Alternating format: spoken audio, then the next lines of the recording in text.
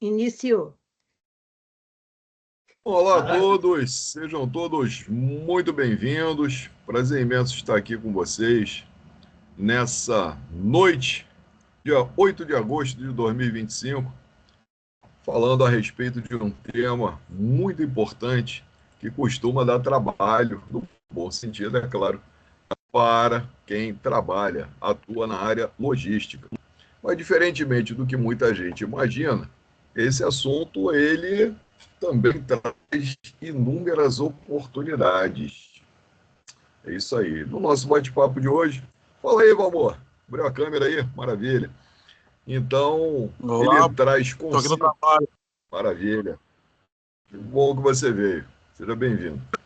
Ele traz consigo um olhar diferenciado, porque pode sim virar uma oportunidade ressignificar valor para as empresas e também como estratégia mercadológica, que acaba sendo muito buscada justamente no momento de redes sociais cada vez mais intensas, e você tem ali uma série de possibilidades atreladas a isso. Hoje temos muitos consumidores que estão antenados, estão buscando, de alguma forma, aderir a esse movimento. Então, a proposta desse nosso bate-papo de hoje é detalhar, mostrar, falar um pouco mais a respeito da questão da logística reversa e, para tanto, gostaria de agradecer o convite do professor Ricardo, que solicitou que eu montasse esse material para o curso de marketing, mas eu falei, mas peraí, quando a gente puxa essa brasa para a sardinha do marketing, a gente naturalmente acaba puxando também para a gestão comercial, representada aqui pelo meu amigo Márcio Santos, e também para a área da administração da professora. E, naturalmente, nós, logísticos, somos beneficiados disso. E processos gerenciais, como o filho pródigo de administração, também bebe desses frutos. Então, quando a gente fala de logística reversa, desculpe se eu acabei esquecendo algum curso tecnólogo da nossa casa, na verdade, quando a gente fala da logística reversa, ela perpassa, ela está presente em todas as áreas da gestão, em maior ou menor grau. Ah, mas eu sou da gestão financeira. Maravilha, você vai cuidar do fluxo financeiro dos processos reversos, do ressignificado, busca de repor de alguma forma aquele investimento que foi feito. Quer ver um detalhezinho só para dar um spoiler? Lojas de outlet. Ah, tem um outlet muito bacana aqui na minha cidade. O outlet, para que serve? Justamente você recuperar valor de peças que já não tem mais serventia. São aquelas peças, são as pontas da grade, aqueles números ou que são muito elevados ou números muito baixos e que geralmente acabam sobrando. Peças com pequenos defeitos que eu, por exemplo, olho para aquela peça e falo, tu tá de brincadeira, aquilo ali eu costuro e vou usar, E é a marca que eu gosto e você vai pagar muito menos. Só que para a marca, fazer o conserto, fazer o reparo não é interessante. Então, o que ela faz? Baixa o preço, coloca aquilo ali para vender e vende, que é uma maravilha. Então, essa estratégia e muitas outras que nós vamos ter a oportunidade de conversar aqui hoje, já são estratégias conhecidas no mercado, consagradas e que hoje possuem essa roupagem diferenciada, exatamente porque hoje temos a logística reversa como um grande guarda-chuva que abraça, que protege todo esse conhecimento. Bom, dito tudo isso, falado tudo isso, vamos ao compartilhamento do material que eu preparei para o nosso bate-papo de hoje e sintam-se à vontade a qualquer momento fazer alguma observação, algum comentário, trazer alguma situação que vocês gostariam de ver esclarecida de uma forma melhor. Combinado, pessoal? Bom, dito isso, vamos ao material que eu preparei para o nosso encontro de hoje. Esse aí sou eu. Atualmente, atuo como professor tutor e coordeno 2 cursos aqui na Unileia, o curso de Processos Gerenciais e de Logística. E gostaria de dar boas-vindas a você que está aqui presente conosco nessa noite de sexta-feira, ao vivo, E você também. Alô, Enadista! Aquele abraço, você, Enadista, que está assistindo esse conteúdo gravado e que ficou gravado exatamente com essa proposta de que você depois tivesse condições de assisti-lo. Então, para tanto, hoje trazemos aí os objetivos de aprendizagem para o nosso encontro, compreender a jornada do cliente, sua influência na organização da cadeia de suprimentos e os principais pontos de contato, além das implicações, né, no seu atendimento, na forma como hoje a gente consegue fazer com que esse produto chegue até as mãos do consumidor. Analisar os elos da cadeia de suprimentos, buscando exatamente observar a partir da empresa focal os fluxos logísticos de entrada, fluxos internos da organização e de saída. E dentro desse contexto, a gente vai ver o papel da logística integrada, que é justamente onde surge a logística reversa. E, finalmente, propor soluções sustentáveis envolvendo a logística reversa de pós-venda e pós-consumo, segundo a classificação do Paulo Roberto Leite, em sua obra Logística Reversa, considerando o marco que nós temos, que é a Política Nacional de Resíduos Sólidos, que, diga-se de passagem, é uma das mais modernas do nosso planeta, e o potencial do seu uso como ferramenta de marketing verde, que justamente as organizações hoje vêm buscando. Bom, quando a gente fala de jornada do cliente, a logística reversa, se for integrada à estratégia mercadológica de uma empresa, ela deixa de ser algo que pode ser uma obrigação legal ou ambiental e vira uma ferramenta competitiva. Quem de vocês já teve a oportunidade de visitar uma loja da Claro, da Vivo ou do Boário, ou as atuais redes de farmácia, e você tem lá um dispenser para você colocar o seu produto descartado? O que isso passa de imagem positiva para o consumidor? Olha, eu tenho um lugar para dar a destinação correta. Hoje em dia, muitas pessoas temem entregar o seu celular, né, e aquele celular acabar de alguma forma as pessoas tendo ali acesso às informações, os contatos. Essas empresas de telefonia têm uma estrutura logística que faz o quê? O desmantelamento seguro daqueles componentes para que eles sejam reintegrados à cadeia produtiva. Ah, professor, mas o celular só tem vidro e plástico. Mais ou menos. Lembra lá do segundo grau do ensino médio, quando tinha lá a tabela periódica dos elementos químicos? Exatamente. Aí tinha lá carbono, ferro, prata, ouro, cobre, níquel, manganês, potássio, cádmio, terras raras. Amados, cada celular tem pelo menos 76. Isso mesmo que você ouviu, 6 elementos diferentes da tabela periódica. Entre eles tem, por exemplo, o ouro. Uma tonelada de celulares possui 145 gramas de ouro. Opa, isso aí já me interessou, porque não é só o plástico, não é só o vidro. Você tem ali outros elementos que, se forem adequadamente separados, podem trazer alguma rentabilidade. Então, não é à toa que muitas empresas recolhem o lixo tecnológico, exatamente pela possibilidade de fazer a extração, a separação de elementos que são importantes. E quando você faz essa extração de um produto que já foi produzido, e você ali vai, né, e faz esse desmantelamento e aproveita essas matérias-primas, elas depois podem ser reintegradas à cadeia produtiva e dessa forma você não tem o acionamento da obtenção de matérias-primas. Ou seja, é só alegria. Para vocês terem uma ideia, as latinhas de cerveja, de refrigerante, de mate, de suco, as latinhas de alumínio, elas voltam a ser latas de alumínio em 30 dias para pelo menos 85% de todas as latas produzidas. Ou seja, é menos obtenção da bauxita. Aquela bauxita, depois de lavada, você separa a parte do alumínio, a parte que não contém o alumínio, ela acaba virando uma massa que parece uma lama, que, quando armazenada de maneira indevida, causa tragédias como a de Brumadinho.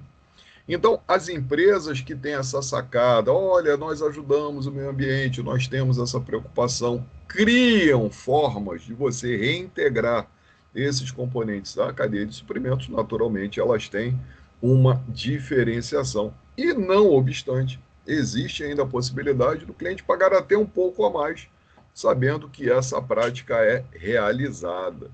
Então, quando as empresas pensam em canais eficientes de retorno, sejam de produtos danificados, produtos que já atingiram, né, o limite da sua vida útil, ou no caso, por exemplo, de agrotóxicos e fertilizantes que têm o retorno obrigatório das embalagens, as empresas acabam demonstrando compromisso, primeiro com a sustentabilidade, e acabam, como efeito colateral, criando valor para a marca. E aí estamos falando de branding, uma forma que a empresa tem de agregar, sim, pessoal, muito valor para a sua marca. Está aqui, ó, um excelente exemplo. Isso que a Ambev passou a fazer com a embalagem do Guaraná PET era inimaginável alguns anos atrás. Uma coisa de 3, 4 anos, eles conseguiram uma forma industrial de reutilizar, de reaproveitar a embalagem PET, independente da cor, que era outra preocupação que existia no passado.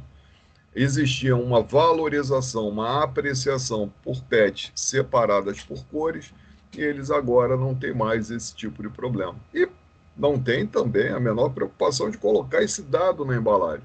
Embalagem feita com material 100% reciclável. Eu trouxe até aqui, ó, o recortezinho da revista Exame, que mostra que o Guaraná Antártica lança a primeira PET 100% reciclada. A gente sabe que o PET ele tem inúmeras possibilidades. Uma delas é ele ser, né, desmantelado, destruído, transformado em flocos e se transformar novamente em outros componentes. Agora, o reaproveitamento para consumo humano, isso daí foi um avanço bastante significativo, tá? Então tá aí, ó, uma das possibilidades que você tem, né, de extrair vantagem competitiva justamente para fazer com que o consumidor ele está na dúvida. Eu vou levar o Guaraná Antártico, eu vou levar lá o Paquera. Né? Eu vou levar o Antártico, eu vou levar o Dolly. Ah, eu vou levar o Antártica, que pelo menos ele vem com a embalagem 100% reciclada. Né? Então, com isso, o que, que acontece no imaginário do consumidor? É menos uma garrafa de PET ser exposta, né? Seja no aterro sanitário, seja disposta num lixão que, infelizmente, né, apesar da Política Nacional de Resíduos Sólidos, né, ser muito firme quanto a isso, ainda temos muitos lixões, muitos vazadouros clandestinos que acabam, de alguma forma, trazendo prejuízos para o meio ambiente. Outro ponto importante de destaque é que essa prática, quando feita de maneira planejada, estruturada, ela contribui para a inovação em processos e produtos. Por quê? Porque você reaproveitando determinado material, você reduz o quê? O uso dos recursos naturais, como o caso que eu falei para vocês da latinha de refrigerante. Existe hoje também uma preocupação com os pneus. Alô, povo da logística! Qual é o principal modal mais utilizado no nosso país? Isso aí, modal rodoviário, que usa pneus. Por mais que você tenha a possibilidade de fazer o uso de pneus recalchutados, né, os pneus remold, né, que é o pneu que levou ali mais uma banda, não só de rodagem como a lateral, a carcaça nova admite no máximo 3 recapagens. 2 são quase que tranquilas, né? Salvo algum dano estrutural, 2 você consegue fazer com grande facilidade. Já a terceira, você precisa de uma inspeção técnica mais detalhada. Agora, faz o que depois com esse pneu que não admite mais a recapagem? Ele vai precisar ser destinado adequadamente. Ah, a gente pode fazer tiras para colocar em sofás. Perfeito, você tem lá o sofá com apelo ecológico. Ah, você pode retirar aquelas tiras e fazer calçados, fazer artesanato, né? Tem gente que faz até puff, né? Faz enfeites, sim. E tem a possibilidade também de transformar aquilo ali em flocos e usar em quadras de grama sintética. Você transformar aquilo ali em flocos e adicionar a massa asfáltica para fazer o asfalto de borracha. Não sei se vocês já repararam andando aí pelas estradas, pelas ruas, aquele asfalto que é mais escurinho e quando você passa ele faz um barulho meio abafado. Provavelmente ele tem na sua composição a borracha oriunda da fragmentação dos pneus. E outra possibilidade é você usar para queima em alto forno, né? Fazer a fabricação do cimento, né? Nas corridas da produção de aço. Então, depois tem os filtros se encarregam de retirar o material particulado. Então, veja, as empresas, ao fazerem esse tipo de destinação, está lá a matéria-prima, o produto inservível, tá, eu faço o que com isso? No caso do ferro velho, né, você tem lá, o carro não tem mais utilidade. Separa o que é de ferro, separa o que é de alumínio, manda o alumínio lá para derreter e virar outro bloco de alumínio, virar latinha. O que é aço derrete, vai virar outras peças de aço. O pessoal da Gerdau faz vergalhão, prego para obras, para construção civil. Mas você tem uma série de outros elementos que alguém fica sempre pensando, tá aí, o que eu posso fazer com isso? E as empresas, observando esse excedente de matérias-primas ali disponíveis, acabam fazendo isso daí se transformar em outras possibilidades de materiais que podem ser reaproveitados. E essa visibilidade, ela é trazida, por exemplo, nas embalagens. Então, quando você tem hoje a embalagem do Guaraná 100% de, né, material reciclado, você tem isso também no papel. O papel, o papelão que nós observamos hoje, dificilmente ele é feito com fibras 100% virgens, aquela fibra 0 quilômetro, não tem. Por quê? Porque aquela fibra ela já passou parte dela por um processo de reintegração. Então foi feita uma caixa inicial, aquela caixa ela foi, né, depois retornada ao processo produtivo, adicionada junto com fibras novas e aquilo ali gerou uma nova folha que vai se transformar numa nova caixa. E é assim que funciona. Não sei se vocês já tiveram a experiência, pegar um saco de cimento e tentar rasgar a folha do saco de cimento. Ah, professor, aquilo ali é muito empoeirado. Mas vocês vão perceber que o saco de cimento, né, o trabalhador da construção civil, ele consegue colocar um saco em cima do ombro, em cima da cabeça, com aquela rodilhazinha, e o saco fica envergado, mas ele não rasga. Por quê? Fibras 100% novas. Agora, se você, o professor Ricardo está ali concordando comigo. Agora, se você pega, por exemplo, você vai na papelaria e compra lá um envelope para colocar um documento dentro. Antigamente era muito comum, você pegava o envelope, grampeava, e na hora que você precisasse abrir, você pegava aquela orelhinha do envelope, você puxava e o grampo saía inteirinho. Tenta fazer isso com esses envelopes atuais. Vai rasgar e de um jeito que parece que ele ficou desestruturado. Vai sair um pedaço, como se tivesse rompido as fibras. E é exatamente isso. Enquanto o saco de cimento ele é perfeito, íntegro com relação às fibras da sua constituição, esse não. Ele já tem fibras mescladas, né? Fibras novas e usadas, e ali ele já não é tão resistente. Então, à medida que as empresas identificam isso, olha, embalagem feita com 70% de fibras reaproveitadas, isso empresta essa visibilidade e o cliente percebe isso como valor, tá?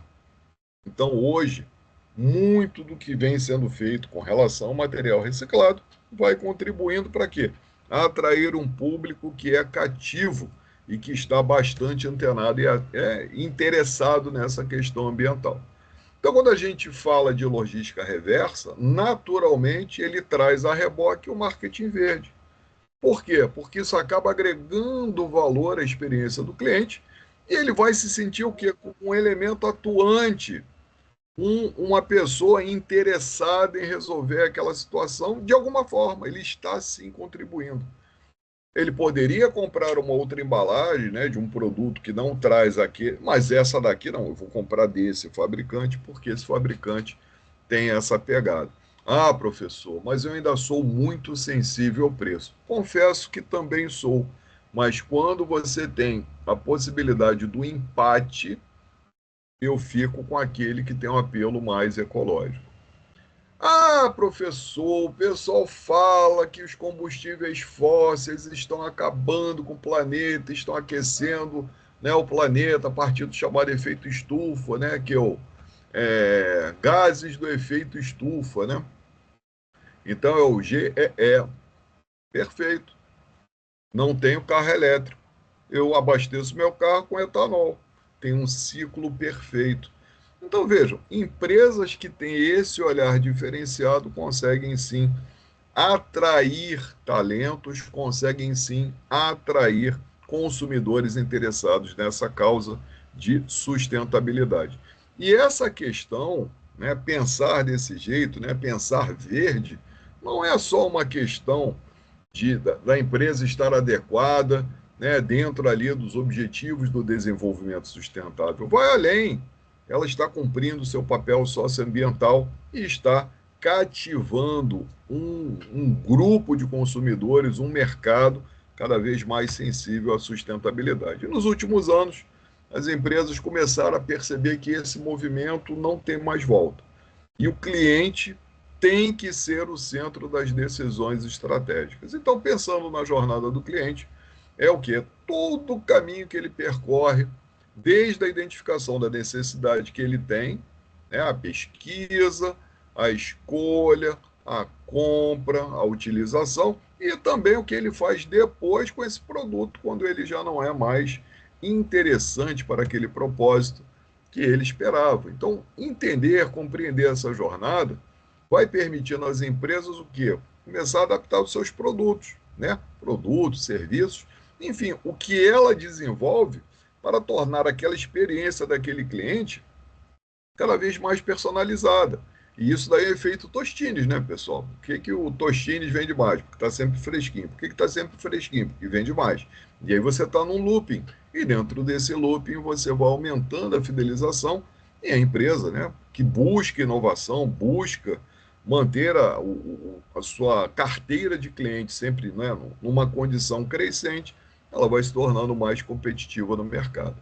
Deixa de ser o foco, né, o produto principal e passa a ser o quê? O atendimento à satisfação desse consumidor. E à medida que as empresas, os profissionais da área conseguem mapear essa jornada do cliente, vai identificando os pontos de contato, as expectativas, quais são as suas dores que podem ser atendidas, né? E com isso propor melhorias utilizando dados reais. Hoje em dia, essa questão de dados reais ela se torna muito acessível, seja pela utilização de programas como o BI, né, o Business Intelligence, que faz um verdadeiro garimpo dentro das informações das organizações, trazendo, né, dados concretos que permitem a tomada de decisão fundamentada. E toda essa mudança traz, né, reflexos importantes na forma como os produtos são desenvolvidos. Antes, como é que um produto ou serviço era desenvolvido? Ele era desenvolvido segundo a ótica do fabricante. Mas vem cá, e se o cliente não quiser consumir, não quiser comprar esse produto ou consumir esse serviço, como é que faz? E aí começa esse olhar diferenciado, não. O que, que ele espera, o que, que ele gosta, o que, que ele busca. E hoje, cada vez mais, a cadeia logística passa a ser organizada para quê? Entregar valor a quem exatamente está pagando por isso. E falando em cadeia logística, a gente precisa falar da cadeia de suprimentos. Então, essa aqui, pessoal, é uma cadeia de suprimentos bem resumida, mas ela traz elementos importantes quando a gente pensa em considerar ali o consumidor ou o cliente final. Quando eu olho para a fábrica ou manufatura, ela é a empresa central nesse processo. Tudo que está a partir dela até chegar ao consumidor são os canais de distribuição. E o que está antes são o quê? São justamente, né, os elos que cuidam do fornecimento.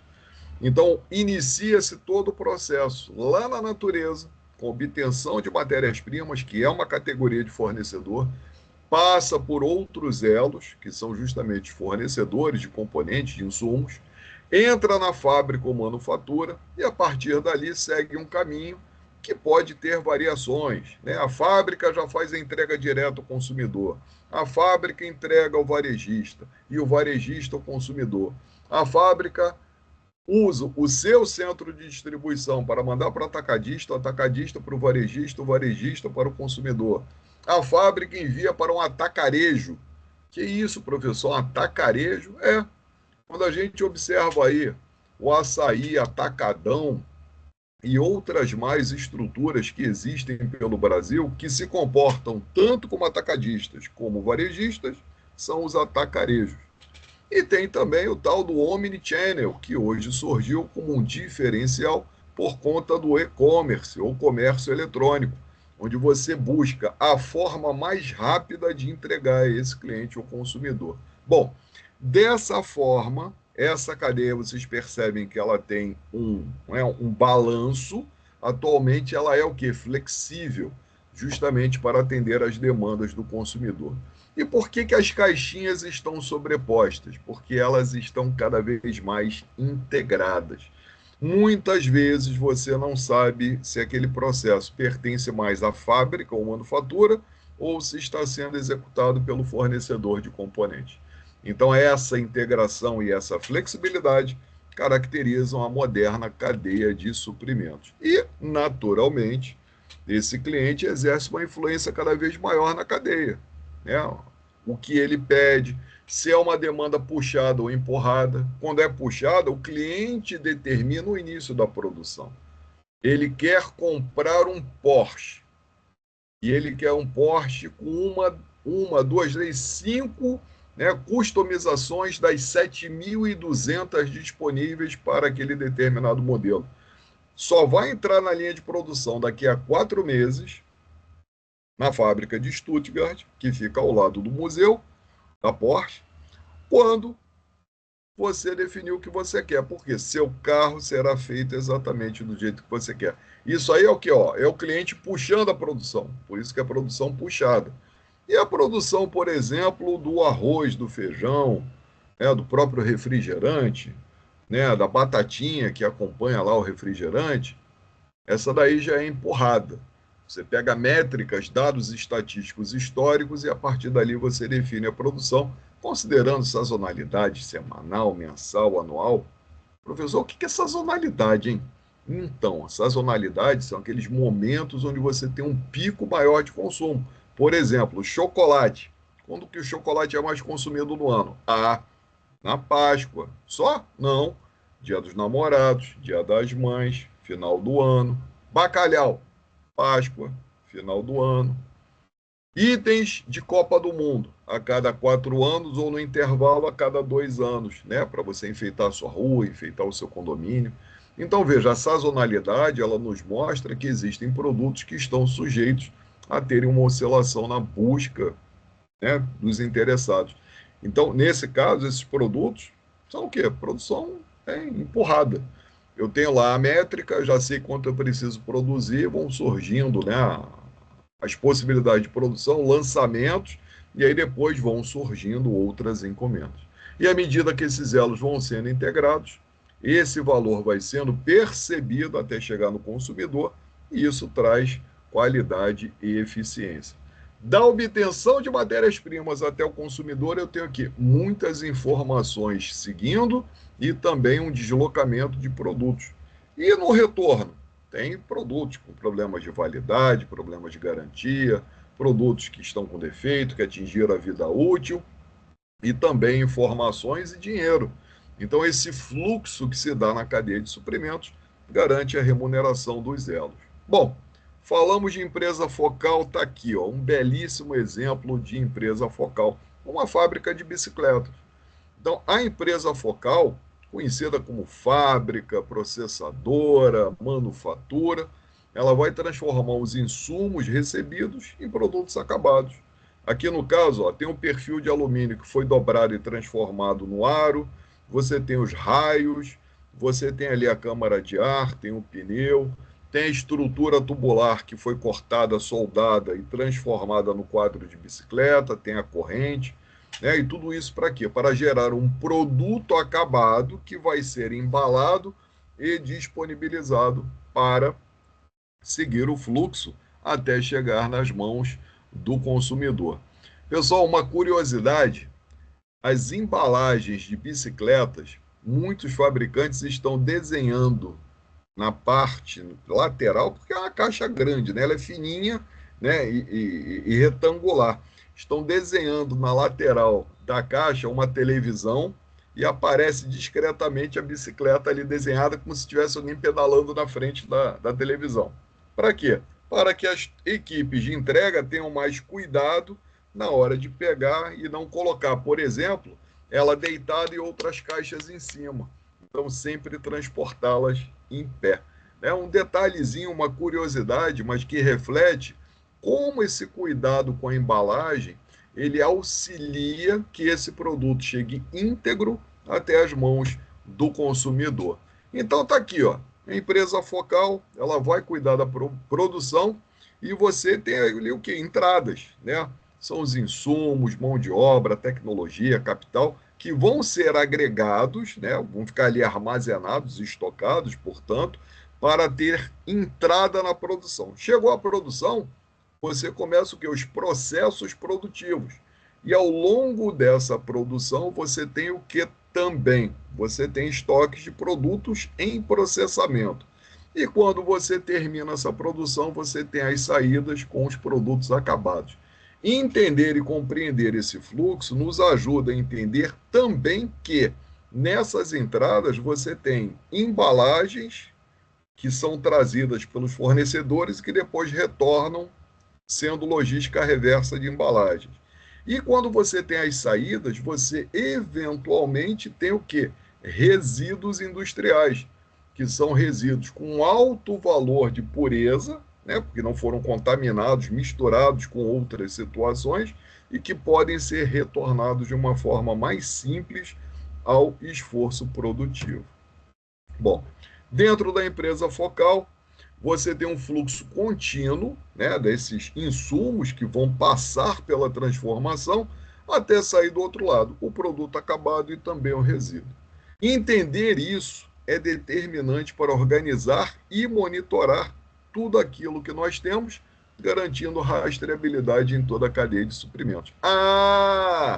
Então é por isso que as embalagens de vários, né, itens, né, principalmente proteína animal, tem ali as informações de por onde aquilo ali passou, né? Tem lá a fazenda onde foi abatido, né? E eventualmente até características do animal em pé que facilitam a identificação. É exatamente por isso.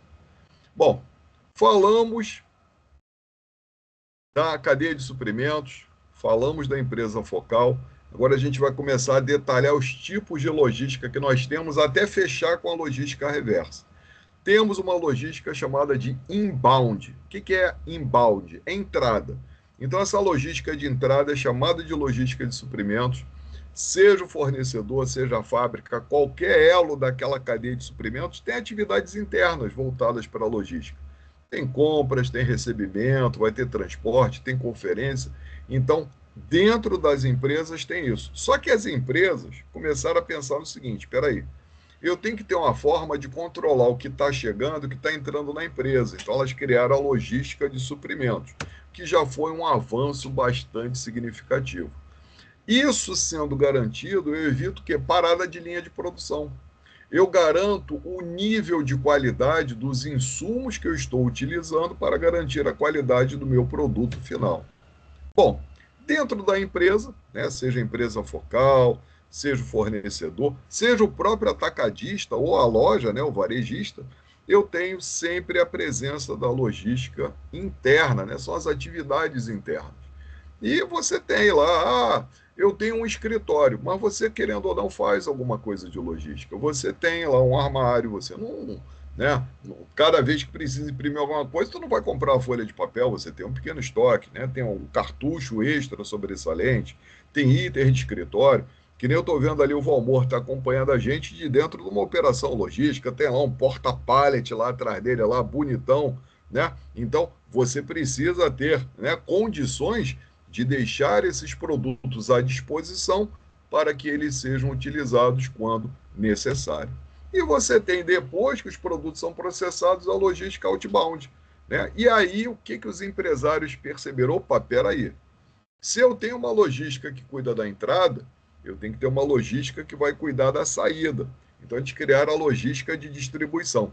Só que isso trouxe um desafio muito grande, pessoal. Porque muitas vezes o caminhão que iria fazer a entrega para o cliente estava na rua, que tinha um fornecedor que depois eu tinha que mandar um outro veículo. E aí surgiu o quê?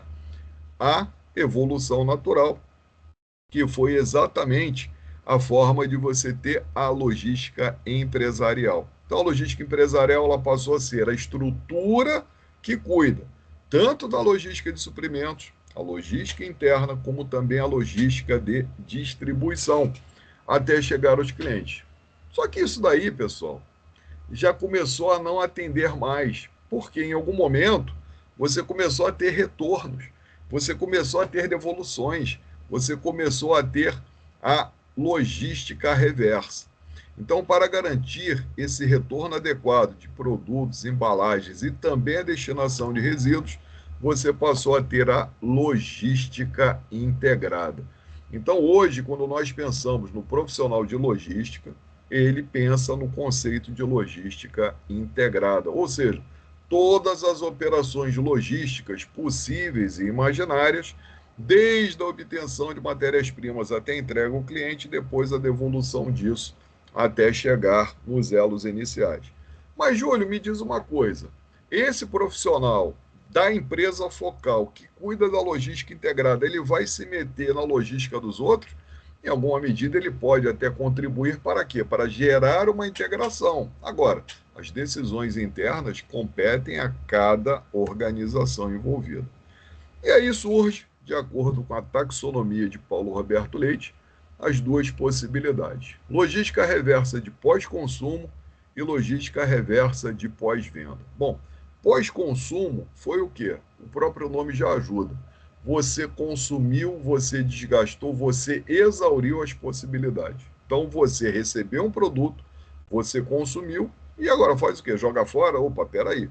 Antes de jogar fora, vamos ver se isso aqui tem algum valor agregado. E você tem um pós-venda. Muitas vezes o produto ainda nem chegou na mão do consumidor, mas ele precisa ser retornado. Vamos pensar no pão de forma da Panko, da Seven Boys, né, que está lá no mercado neste exato momento, e esse pão de forma venceu. Vai fazer o quê? Vai jogar fora? Não. Aquilo ali talvez vire farinha de rosca, talvez seja, né, moído e transformado em matéria-prima para fazer ração. Não sei, mas você não pode simplesmente pegar aquilo e jogar fora.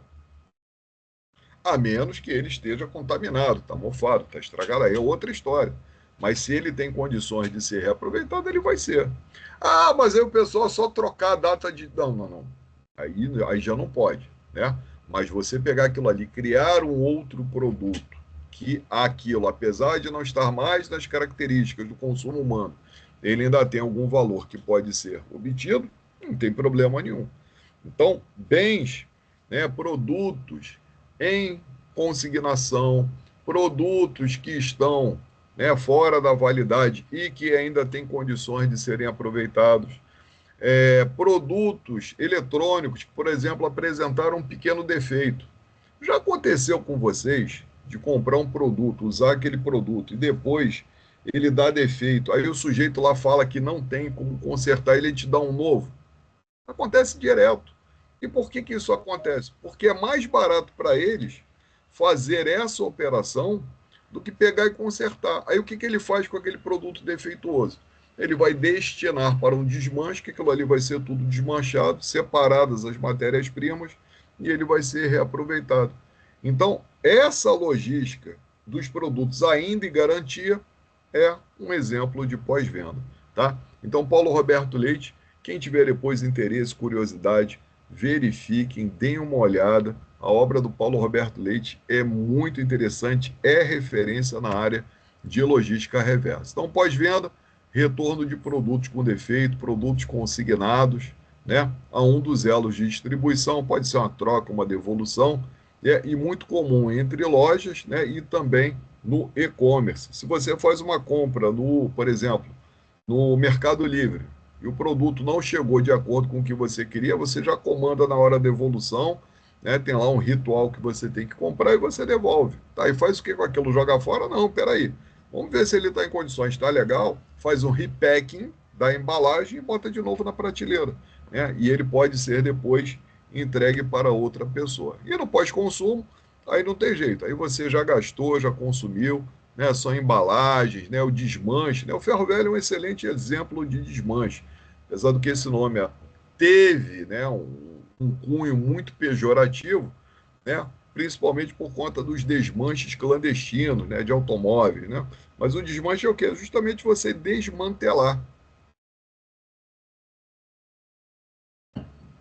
E no caso dos automóveis, tem ali, o carro não tem mais conserto, ou o conserto é muito caro.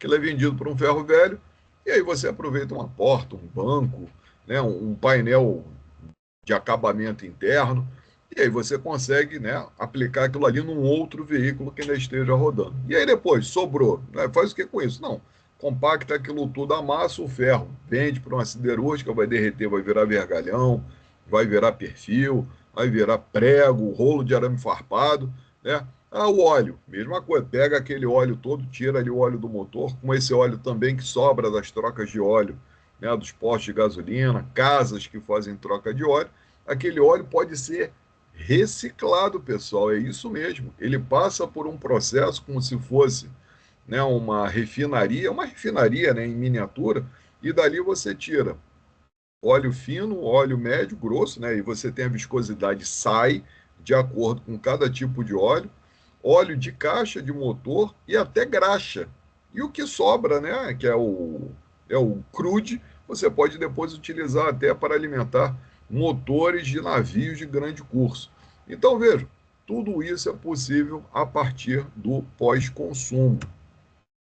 E a Política Nacional de Resíduos Sólidos, que a gente já havia comentado, ela é definida pela Lei 12.305 de 2010 e ela traz as principais diretrizes para que os resíduos sejam adequadamente tratados no Brasil, tá?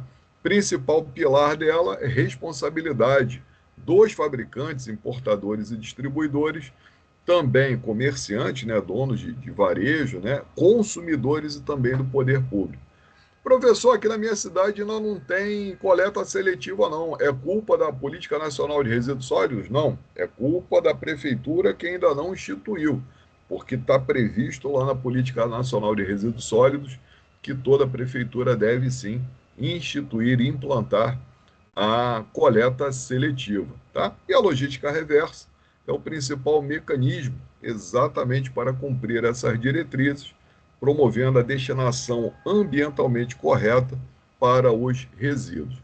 E aí chegamos no marketing verde, né? Então, adotar essas práticas de logística reversa é sim um grande diferencial para as empresas e muitas empresas usam o marketing verde exatamente para isso, né? Incentivar a devolução de embalagens, o uso de refis.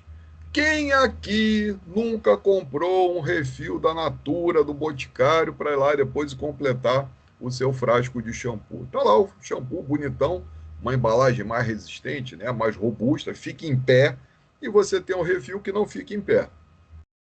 Professor, mas isso é maldade deles. Não, eles estão vendendo o refil. Ele quer que você corte ali, tanto é que a embalagem é suicida, você não pode tampar de novo. Você corta e você enche o shampoo e depois você joga fora aquele plástico. Vejam, você tem uma quantidade menor de plástico do que você teria para fazer aquele vidro, frasco de shampoo inicial. Então, o refil ele tem sim um menor impacto ambiental. Isso é uma estratégia mercadológica fantástica, pessoal. Agora, tu imagina fazer isso, demonstrar isso e ainda utilizar nessa embalagem do refil componentes que podem ser, né, reciclados. Aí fica melhor, melhor dos mundos. E essas ações atendem, né, essa busca, essa vontade desses consumidores que estão antenados, né, buscando essas marcas que têm maior engajamento voltado para a sustentabilidade, tá? Isso fortalece a imagem institucional, fideliza esses clientes, né, que estão cada vez mais despertos aí, mundo afora. E aí, antes de avançar para as questões do Enad, que eu separei duas, né? Claro, óbvio, natural. Separei duas questõezinhas do Enad, né? Mamão com açúcar, prometo, não é mamão com sal, mas antes disso, vou parar aqui o compartilhamento, queria ouvir de vocês, né? algum ponto que vocês gostariam de destacar, alguma dúvida? Então, vamos ver aí como é que está o chat. Opa, tem bastante coisa aqui no chat. Deixa eu dar uma olhada aqui. Pam, pam, pessoal aqui dando boa noite. Legal. Ó, a Mariana já viu na farmácia do shopping. Ó, Mariana, e tem o seguinte: aquele pessoal que, né, recolhe ali a cartela do remédio, né, o papel da bula, a caixinha de papelão, eles separam aquilo. Tem uma rede aqui no Rio de Janeiro, que é a Drogaria Pacheco, e eles, o que eles fazem? Eles pegam o plástico, né, separam o plástico do alumínio, existe, né, um processo industrial de separação desse plástico do alumínio. O alumínio vai ser reciclado e o plástico, sabe o que eles estão fazendo? Estão fazendo tiras para fazer bancos ecológicos e doando para praças. Fantástica essa solução deles, né? Ah, a Mariana concordou, legal, bacana. O Ricardo botou, papapá, isso aí, Ricardo. Então, que seja uma noite de muito aprendizado. Aí a Ana Shirley botou que o diferencial para a marca no Brasil, transporte rodoviário, isso, né? Aquela questão lá que a gente falou dos pneus. Fabiana colocou no Brasil utilização do trem de carga. Olha, Fabiana, isso daí dá uma outra live, né? Mas com certeza, como nós tivemos uma industrialização tardia, os países desenvolvidos que participaram da Revolução Industrial 1.0, a gente está agora na 4 e já começando a 5, né? Mas da Revolução Industrial 1.0, eles lá atrás não tinha caminhão. Aí o que eles tinham? O trem. E aí a mesma máquina a vapor que tocava a indústria, eles colocaram em cima dos trilhos, virou o trem, está aí até hoje. Né? Óbvio que não tem a máquina a vapor, salvo o turismo. Né? Mas aquela mesma máquina a vapor colocou no barco, virou um navio que não precisava mais depender, né, dos ventos, né, para poder as caravelas, né? Então as viagens transoceânicas se tornaram mais rápidas. E aí depois, naturalmente, pegaram, pavimentaram, aí botaram, né, o caminhão. Aí no pós-Segunda Guerra Mundial, aí os países, né, que participaram do conflito, né, industrializados, que participaram do conflito mais ativamente, quem que é a indústria? Porque eles tinham indústria lá sobrando, que fazia carro de combate, fazia caminhão para guerra, fazia jipe, e virava, né, o carro de passeio, com pequenas adaptações, se transformavam no quê? Nos carros de passeio, nos caminhões e nos ônibus. Por isso que a gente teve essa questão aí, né, de ter poucas linhas ferroviárias e ter também, né, uma rede rodoviária muito grande. Teve o lobby da indústria automobilística, teve sim, né, teve ali uma influência política na época, né, principalmente lá com o Juscelino Kubitschek, que trouxe a indústria automobilística para o Brasil, mas de qualquer jeito a gente poderia sim estar usufruindo, né, do transporte ferroviário muito mais. Ricardo botou, 95% dos brasileiros preferem marcas que investem em sustentabilidade. Isso aí, professor Ricardo, perfeito. Ó, levantamento apresentar na APA Show 2025, maravilha, né? Então, o que mais aqui, ó? Aí concordou com a Fabiana. Aí, José Francisco, fala, meu amigo, não tinha te visto aí, seja bem-vindo. Que bom que conseguiu chegar e tá junto da gente aí. Ó, a professora Rosemar. Olá, professora Rosemar, seja bem-vinda. Falou da Apple, que não faz troca de fones de ouvido nem relógios. Aí eu só não sei qual foi o contexto. Ah, porque são produtos que a pessoa acabou utilizando, né? Teve contato com a pele. Perfeito. Exatamente. Perfeito. Exatamente. Maravilha. Show de bola. Até porque, né? Existem lojas aí que vendem, né? Lingerie também não troca roupa íntima, não. Não tem essa, não. Né? O que acaba sendo até vamos dizer assim, uma segurança para nós, né? Aí tem aqui, ó, o professor Ricardo compartilhou ali, ó, perfeito, né? O livro do Paulo Roberto Leite, né? Pessoal, esse livro é fantástico, fantástico. Alô, você, gestor. Aí eu não vou nem falar o curso, tá? É gestor. Você que é gestor e a tua empresa vai abraçar a causa da logística reversa, tenha esse livro. Tenha. Tem ele baixado, tem ele no Kindle, tem ele impresso. Eu tenho o meu impresso, a edição de 2012. Né? Não abro mão dela. E aí, de vez em quando, estou lá consultando. Porque, pessoal, o que vai mudar é perfumaria. O básico está ali e ó, vale a pena, recomendo. Então, Política Nacional de Resíduos Sólidos, perfeito. Deixa eu ver aqui o que mais. Maravilha. Ana Shirley botou, semana de administração de 1 a 5, teremos palestrante que falará coleta de resíduos. Ouso dizer que é o Edson San Román. Ouso dizer, Né, Ana Shirley? Ah, é o meu amigo Edson San Román. Olha, ele é o responsável, foi durante as Olimpíadas responsável pela parte, né, de resíduos sólidos. Hoje ele atua na Conlurb, né, que é a empresa que presta o serviço de limpeza urbana aqui da cidade do Rio de Janeiro. Profissional fera, um professor de primeira grandeza, igual a esses que estão aqui com vocês, né? Então, com certeza vai ser uma live maravilhosa. Isso aí. E aí, pessoal, dúvidas, observações, podemos partir lá para as questões lá do Enad? Tá aqui, ó, aqui é tudo rápido, aqui é tudo ligeiro. Ó, recomendo a você que está me ouvindo gravado, você que está aqui ao vivo é VIP, né? Mas você que está me ouvindo gravado, eu falo muito e falo muito rápido. Sabe por quê? Porque a gente tem um tempo curto e a quantidade de assuntos que derivam a partir da logística reversa, vocês não têm ideia. Então, se depois você tiver até tranquilidade, pega, vê, dá uma pausa, vê de novo. Você que está aqui ao vivo, né? Está aqui na sala VIP, se quiser dar aquela pausa também depois, ver de novo, porque tem muita coisa bacana, muitos subsídios para você utilizar nas suas respostas discursivas. E aproveitando aqui a presença da professora Rosimar, de Contabilidade e Ciências Contábeis, hoje existe a contabilidade verde, tá?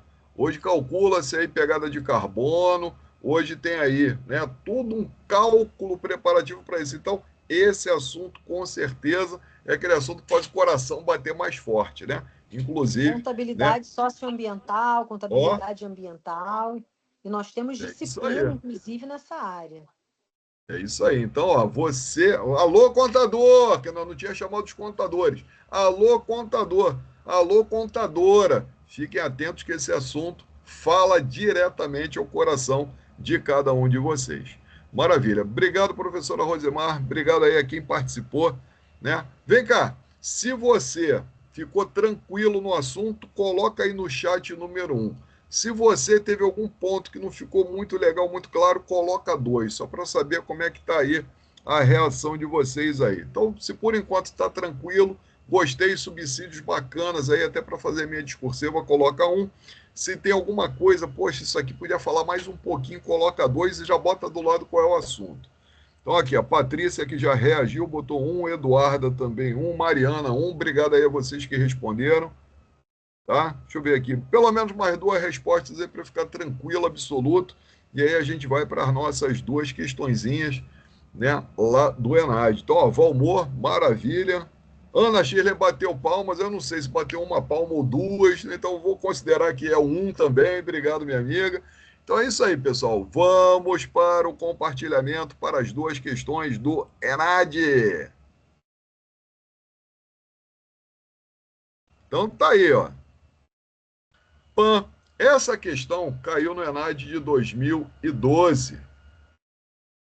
Então, vamos primeiro à leitura e depois eu vou dar um tempinho aí para vocês poderem responder. Então, os impactos ambientais das atividades empresariais como resíduos e lixo podem ser administrados nas organizações com iniciativas de logística reversa. A logística reversa não é apenas uma prática ambiental a fim de recolher resíduos para sua reutilização como novas matérias-primas. Inclui também o tratamento e o acondicionamento final dos rejeitos de maneira apropriada. E ali, ó, de onde que veio, ó? Lá do Paulo Roberto Leite, Logística Reversa, Meio Ambiente e Competitividade, que o professor Ricardo gentilmente disponibilizou aí o link para nós. Considerando o texto, avalie as afirmações. Então, nessa questão, eles vão, né, trouxeram na ocasião 3 afirmativas. E essas afirmativas você vai ler à luz daquilo que a gente conversou e você vai dizer se a 1 está certa, se a 2 está certa, ou a 3 está certa, ou 1 e 2, 2 e 3, 1 e 3, 1, 2 e 3. Então, esse tipo de questão, ela, né, é correto que se afirma em. Então, você vai primeiro ver se tem alguma coisa ali que esteja errado. Está errado? Já risca, já dá um tracinho em cima e você vai se dedicar àquelas que você considera corretas. Então, vamos à primeira afirmativa. Né? Eu não sei se está certo ou errado, não vou fazer juízo de valor, mas eu só vou fazer a leitura da afirmativa e fazer jogar, né? Jogar aquela semente da confusão aí, né? Então, primeiro, a logística de pós-venda, né? A gente sabe que tem pós-venda e pós-consumo, mas eu estou falando de pós-venda. É caracterizada pelo recolhimento dos resíduos dos produtos da empresa junto aos consumidores, tais como embalagens de plástico, aí tem filme, estresse e fitilho, né? E aí o Valmor, que estava ali naquela, né, tá dentro da operação, ele sabe exatamente o que, que é isso. O que, que é o filme estresse? Quando você vai no mercado, chega aquele pallet de mercadoria enrolado com aquele monte de plástico, né? Parece aquele plástico que usa na cozinha, só que ele é um pouquinho mais grosso. Ou então o fitilho, né? O fitilho plástico. Tem fitilho plástico, metálico. É uma fita normalmente feita, né? De material tipo PET, que ela passa, né? Em cima de várias embalagens e transforma aquilo ali numa carga unitizada. Né? Ele unitiza, para quê? Para evitar, por exemplo, o derramamento. Né? Então, embalagem de plástico, como filme, estresse e fitilho, e caixas de papelão e a sua destinação. Então, essa é a primeira afirmativa. Segunda, a logística de pós-consumo é caracterizada pela gestão dos produtos após terem sido utilizados pelo consumidor, tais como lâmpadas e baterias. Então, o cara comprou a lâmpada, foi lá, acendeu, apagou, acendeu, apagou, acendeu, apagou, acendeu. Acendeu, não acendeu mais, opa, queimou. Aí tu vai lá, troca, joga. Ah, não, professor. Hoje em dia o pessoal vai lá, tira, né? Aí faz lá uma solda em cima, né? Tem um monte de tutoriais aí no YouTube ensinando a reaproveitar a lâmpada, né, de LED. Cuidado, hein? Cuidado que essas coisas aí costumam não dar muito certo. Com cuidado. Então, né, usando o princípio da normalidade, você usou a lâmpada até ela queimar. Queimou, você vai descartar, né? E bateria, né? Pilhas, baterias. Então, isso aí estaria dentro de logística pós-consumo. Não sei, né? Segunda afirmativa.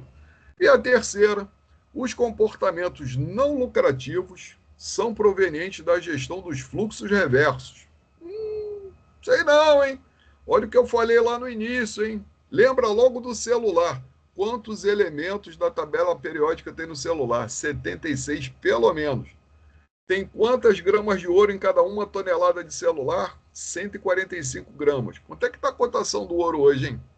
Tem ouro, tem prata, tem cobre, tem alumínio. Né? Então, não sei, né? Estou aqui viajando. Né? Então, os componentes não lucrativos são provenientes da gestão dos fluxos reversos, que admitem a concepção de um novo fluxo de matérias-primas advindas das etapas de pós-consumo ou pós-venda. Bom, é correto que se afirma em 1, 3, 1 e 2, 2 e 3, 1, 2 e 3. Deixa eu abrir aqui o chat. Você que já matou a charada, coloca aí no chat, por favor. Você que está me assistindo gravado, deixa eu localizar aqui, cadê o chat? Você que está me assistindo gravado, você vai dar uma pausa neste exato momento e você vai tentar responder a essa questão. Então vamos ver aqui. E à medida que vocês forem matando a charada aí, vai colocando aí. Pelo menos 3 respostas aí para a gente poder avançar. Enquanto isso, eu bebo água.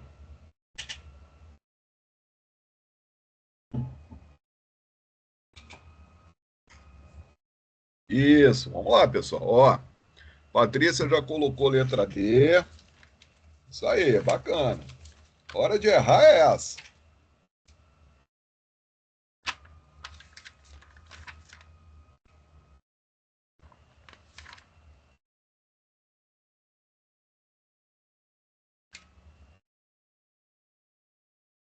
Aproveitar aqui também dar boa noite aqui para Daiane Borges, Silva Moraes, de Processos Gerenciais, que está aqui conosco. Boa noite. Ah, boa noite, meu amigo. Obrigado pelo carinho e pela presença. Valmor de Logística. Já está aqui também. Já achei.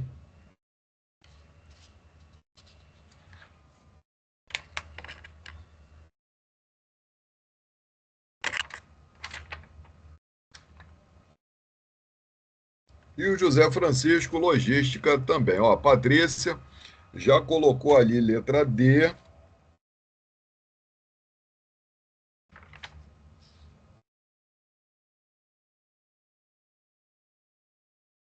que mais? Vamos lá, pessoal. Aproveitar, a hora da gente arriscar é agora.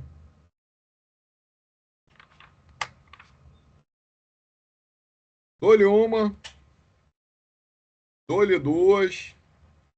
Então já tem aqui, mais recente. Ó, Zé Francisco botou letra E.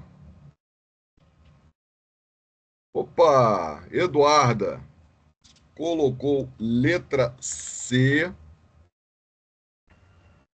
Tá ficando bom. Mariana colocou letra E também. Ó, Daiane colocou letra E. Pessoal aí que marcou letra E e letra C, e a letra D, né? Porque tem uma ali que bateu. Só que tem uma aí que não está casando. Que não está casando é exatamente a 3. Essa 3 aí é que bagunçou o coreto. A primeira está certa, né? A pós-venda. Ela é caracterizada pelo retorno dos produtos que estão em garantia, né? Retorno de embalagens, produtos consignados, produtos com defeito, ainda em garantia, né? Caixas de papelão. E quando eu fiz o destaque de filmes trash e fitilho, eu quis exatamente lançar luz a isso. O cliente não recebeu o filme trash, ele não recebeu o fitilho. Aquilo ali é um lixo que fica, seja na loja, seja no atacadista, que tem que ser retornado. Isso daí é feito pela logística reversa de pós-venda, tá? Então, em verdade, como é que isso é feito, é separado? Existem processos que são afetos à empresa. Então, tudo que afeta a empresa é pós-venda. E a empresa, ela pode se meter sim e fazer o pós-consumo. Acaba não sendo o melhor dos mundos, mas se ela quiser, ela pode. O Boticário faz isso. Ele recebe lá embalagens de produtos, né, frascos, vidros, caixas, dele ou dos outros. A mesma coisa lá por exemplo, da Drogaria Pacheco. Ela não vai te perguntar se você comprou aquele vidro lá com ela ou aquele frasco com eles ou com outra farmácia. Ele vai receber e não vai perguntar, tá? Então, nesse caso aí, seria pós-consumo para essa iniciativa, né? De devolver lá a lâmpada queimada, né? Ou a bateria, devolver lá o plásticozinho lá do remédio, né? E na logística de pós-consumo, é a gestão dos produtos depois de terem sido utilizados. Então, pelo padrão de resposta que vocês colocaram, a 2 está consolidada, essa daí vocês mataram. A 1, ela ficaria muito mais difícil se eu não tivesse colocado esse destaque. Ah, professor, mas eu não sei o que era filme estresse, por isso que eu dei a detalhada, ainda trouxe luz, só faltou falar é essa, né? Mas de qualquer jeito, vocês também, a partir de agora, já não errarão mais nesse tipo de questão. E na 3, vejam, lembre-se sempre de tu viu lá, logística reversa não dá dinheiro. Hashtag medo. Por quê? Lembra da historinha que eu falei do celular, que aí você não tem como perder essa questão. Beleza? Maravilha. Ó, palmas para vocês. Mandaram muito bem. Ó, e tem mais uma. Pensou que era só uma, não. Eu fiz 2 questões de análise. Ó, mais uma. Só que essa é uma questão de asserção e razão. Essa costuma ser aquela questão que o pessoal fica meio tenso, né? Fica meio preocupado. Mas, pessoal, fiquem tranquilos, vocês vão ver que é uma questão muito tranquila, muito bacana de ser resolvida. Então, vamos ao enunciado dela.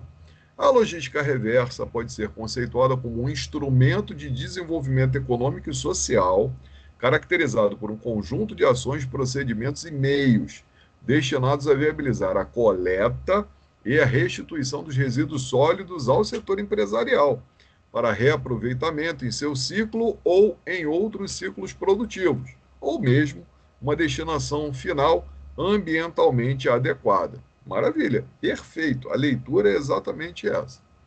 Agora vamos ao que a questão pede.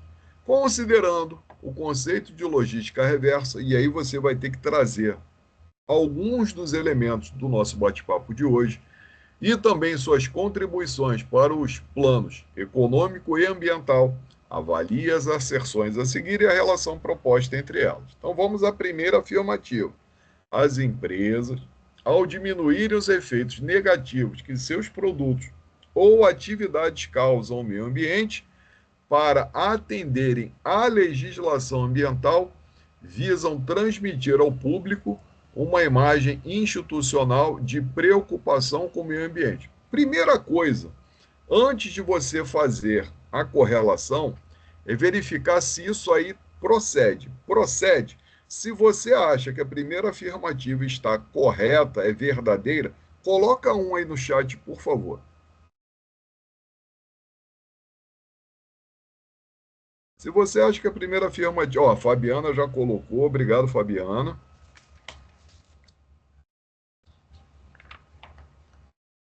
Se você acha que ela está correta, coloca um. O Valmor colocou um. É isso aí, pessoal. Então, a primeira coisa, a primeira está correta.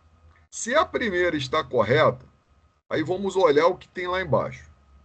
Ó, a letra D, asserção 1, a proposição falsa. Você já pode pegar o teu lápis, a tua caneta e ó, essa aí não é uma resposta possível.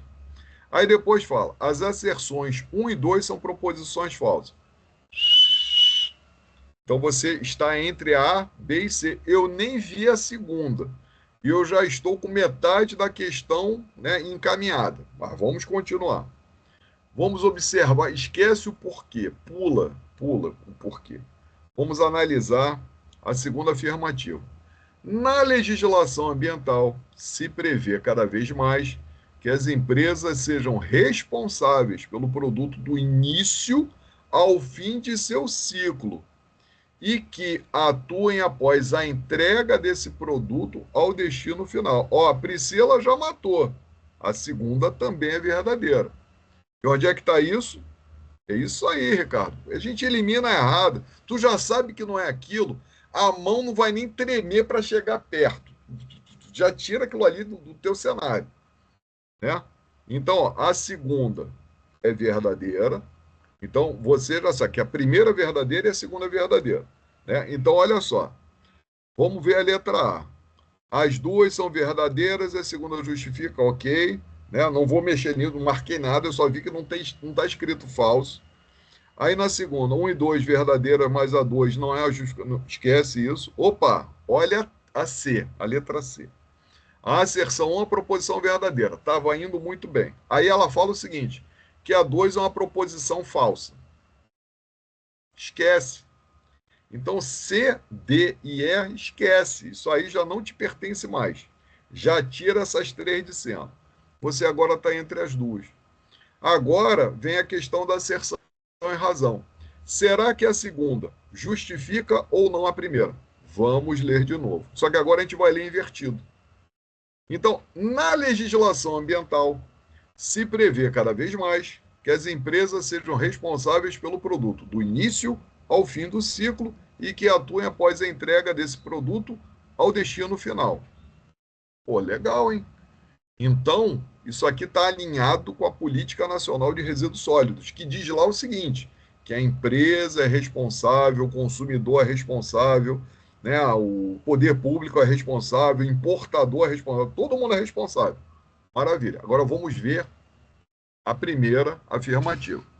As empresas, ao diminuírem os efeitos negativos dos seus produtos ou atividades que causam no meio ambiente para atender a legislação ambiental, quem é a legislação ambiental? É a Política Nacional de Resíduos Sólidos, que está descrita ali no início. A banca só não colocou Política Nacional de Resíduos Sólidos, mas quando vocês virem legislação ambiental, é o que está vigente no Brasil. Então, eu não preciso nem ler o resto. Eu já sei que a primeira é verdadeira e já sei que a segunda justifica corretamente a primeira. Então, a Fabiana tirou onda, hein? Meus parabéns. Acertou também. Pessoal, dessa forma fica muito mais tranquilo. Olha para a questão, olha para com autoridade. Espera aí, não foi isso que você me perguntou, não é isso que você quer saber. Essas alternativas eu já excluí. E você vai consciente para fazer a sua resposta final. Aí, Valmor também foi de letra A. Perfeito, Valmor. É isso aí. tá? Então, com isso, pessoal, a gente fecha esse maravilhoso encontro de hoje. E antes de passar às considerações finais, eu gostaria de dizer o seguinte: vamos a uma prova de excelência, pessoal. Vamos fazer uma prova de excelência. Vamos pegar, vai ser aquela prova para lavar a alma. Agradeço a vocês o interesse, né, a presença. Sextou, pessoal, e a gente está aqui comemorando, vibrando essas conquistas acadêmicas, pessoais, coletivas, e desejo a vocês muito sucesso pessoal e profissional na sua trajetória. Contem sempre com esse time maravilhoso de coordenadores que vocês têm, tá? Bons estudos, vamos em frente. E o mais importante, né? Parabéns pelo Dia dos Pais no domingo, né? Dê um abraço aí no seu pai, né? Ou então, que nem no meu caso, meu pai já partiu, mas não tem problema, farei uma prece por ele, né? Você também, que é pai, receba aí, acolha aí os seus filhos, né? Os filhos de coração, que você tem aí essa oportunidade de celebrar esse domingo aí junto à sua família. Aproveitar aqui e agradecer, né, a Fabiana, colocar aqui o comentário. Como professor, cadê? Peraí que subiu mais um. Um professor colocar fica mais fácil de entender. É isso aí. Então, qual é a nossa proposta? A gente traz o assunto, conversa, debate, e depois a gente vai mostrando a questão. E assim, eu tenho autoridade para a questão. Oh, que história é essa? Vai me bagunçar, não. Não vou perder ponto para você, não. Né? E aí a gente vai com autoridade e faz uma boa resposta. E com certeza, a gente vai ter lá na frente, né, um momento aí maravilhoso de celebração coletiva com as notas que vocês irão trazer para todos nós. Professor Ricardo, que me fez o convite, então, suas palavras, suas considerações. Que show, professor. Eu estou aqui olhando aqui para os colegas, professor Márcio, coordenador Rosimar, coordenador Ana Chile. Só agradecer, né, Ana, Márcio e Rosimar. Mais uma aula do Super Júlio, né? A gente nem sente que é sexta-feira, Júlio. A gente está aqui e só dá aquela vontade. Mas, poxa, acabou, porra. Não dá para ir até mais tarde, não. Mas Muito se quiser, obrigado. fica, a gente vai embora. Professor, um problema sério, né? Deixou falar. Que show.